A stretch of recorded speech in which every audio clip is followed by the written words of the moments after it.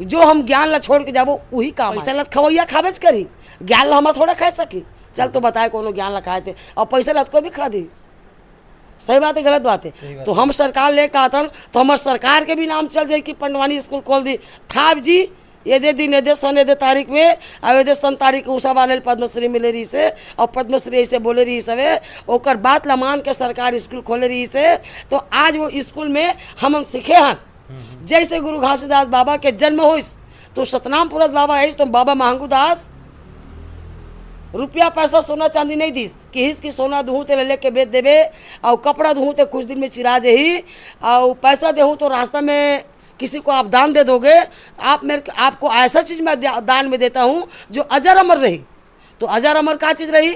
महंगू दास बाबा सतनाम पुरस बाबा ला भूया के दान दे रही, भूया के गोड़ धोआ डोली ला भूया के दान दीस तो सतनाम पिता